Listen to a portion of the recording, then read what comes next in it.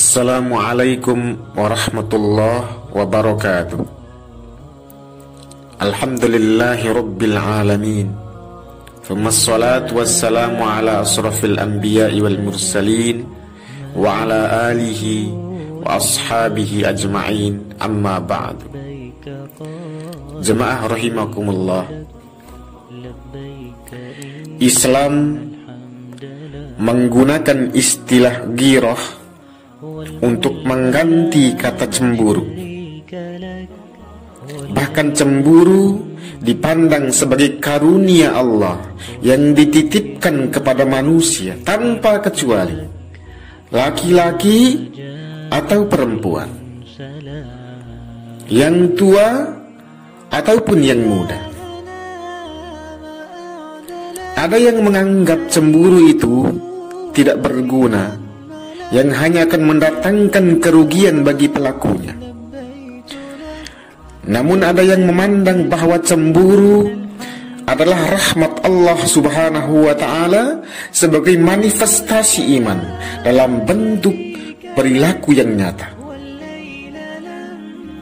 Cemburu juga diartikan sebagai luapan perasaan yang disebabkan keinginan untuk menjaga kehormatan. Salah satu contoh, seorang suami akan cemburu melihat istrinya ketika hendak keluar rumah dengan berpakaian seksi dan tanpa malu-malu menampakkan auratnya. Yakinlah saudaraku, tak ada seorang pun yang beriman akan rela ketika istrinya bersolek dan keluar rumah dengan aurat yang terbuka, apalagi tanpa seizin suami. Begitupun juga seorang istri akan sangat cemburu ketika melihat suaminya berduaan dengan wanita lain tanpa sebab dan alasan yang pasti. Dan apabila engkau dapati di lingkunganmu, engkau dapati di tempat tinggalmu, engkau menemukan seorang suami yang tidak cemburu, apalagi marah ketika melihat istri atau keluarganya bebas kemana saja tanpa seizin suami, dan bebas bergaul dengan laki-laki manapun, maka berhati-hatilah. Berhati-hatilah saudaraku. Di situ akan muncul generasi-generasi dayus. Maka Rasulullah sallallahu alaihi wasallam bersabda, ada 3 golongan yang tidak akan masuk surga, dan Allah tidak akan melihat mereka pada hari kiamat. Itu orang-orang yang durhaka kepada orang tuanya. Yang kedua adalah wanita yang menyerupai laki-laki. Dan yang ketiga adalah dayyuth. Apa dayyuth itu jemaah rahimakumullah? Dayyuth yaitu orang yang tidak peduli siapa laki-laki yang bertemu dengan istrinya, dan tidak risau hatinya ketika anak perempuannya pergi dan pulang dengan siapa dan kemana anak perempuannya pergi. Saudaraku, engkau sebagai kepala keluarga yang tidak ingin dikatakan sebagai dayuth, jangan biarkan istrimu yang dengan alasan mode memakai pakaian yang mempertontonkan auratnya. Apabila engkau sudah memiliki anak gadis, jaga anak gadismu. Perhatikan dengan siapa dia bergaul. Ketika anakmu keluar rumah, perhatikan dengan siapa dia pergi dan dengan siapa dia kembali ke rumahmu nantinya.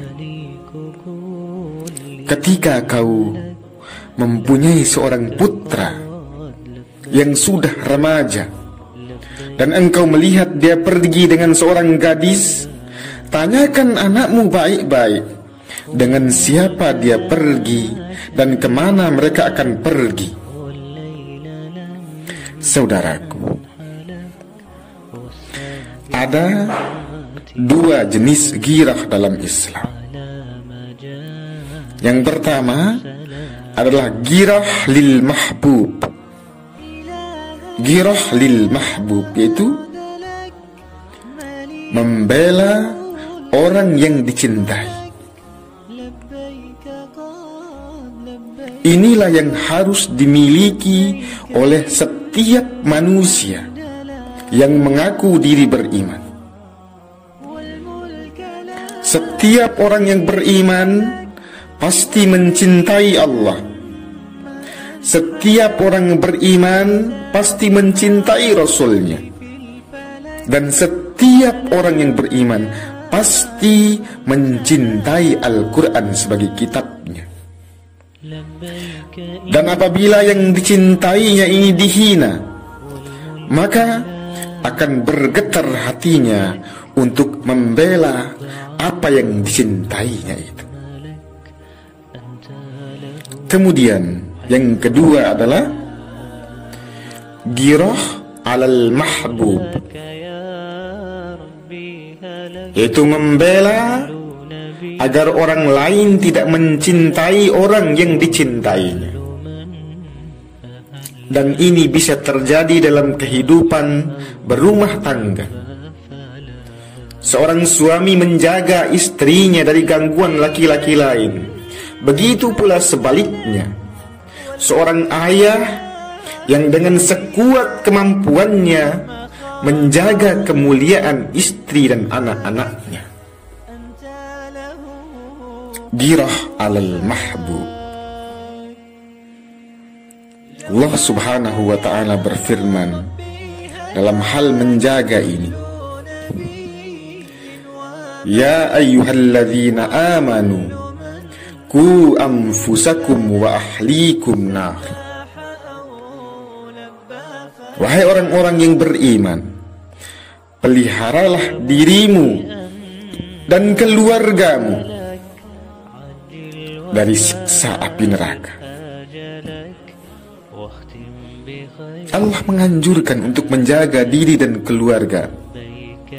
Ketika engkau melihat kemaksiatan di hadapanmu yang dilakukan oleh istrimu, yang dilakukan oleh anak-anakmu, maka tegurlah anak dan istrimu itu dengan cara yang baik.